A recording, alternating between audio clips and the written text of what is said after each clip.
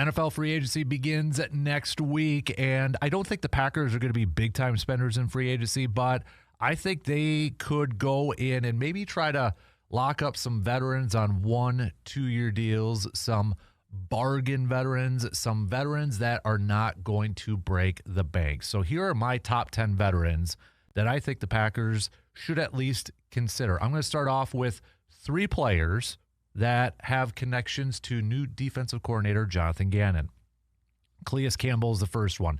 Yep, he's going to be 40 years old, but the guy is still getting it done. Bring him in on a 1-year deal, help shore up that interior defensive line. A couple of other guys that had experience with Gannon when he was with the Philadelphia Eagles and they had their best years. Haason Reddick, if the Packers do move on from Rashawn Gary, why not bring him on for another year or two and kind of have some depth at that edge rushing spot? And then Vikings are going to be moving on from him. It sounds like Javon Hargrave, the defensive lineman, again, had his best years with Jonathan Gannon at the Philadelphia Eagles. Why not add him to a little bit of a rotation?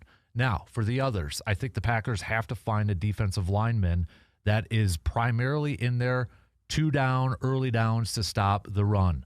Big nose tackle type DJ Reader. Spent some time with the Lions last year. Bring him in just to shore up the defensive line or the run defense on that defensive line. Now, another guy I really liked coming out of the draft out of Houston a few years ago. He was drafted by the Tampa Bay Buccaneers. He's kind of a little versatility. He could play inside, can play at the edge. That's Logan Hall. Now, he's still young. I think he's got some untapped potential, but I think you can probably get him for like a 1-2 year type of deal here. I wouldn't be opposed to that. So a lot of defensive guys on this list. Let's go to a linebacker. I think, if Quay Walker is in fact gone, I want a linebacker that can help in coverage, but also do a really good job at helping stop the run. And for that pick, I'm going to go with Caden Ellis from the Atlanta Falcons. Maybe a 2-year type of deal. Bring him on board, pair him up with Edrin Cooper and Isaiah McDuffie. Couple of corners too. I want some corners on here. I wouldn't be opposed to bringing back Trayvon Diggs on a 1-year deal, if that's the option. If they want to go maybe a little bit of a younger option, Greg Newsome is out there. Wouldn't mind that. Honorable mention, he's not in my top 10, but Rasul Douglas as well.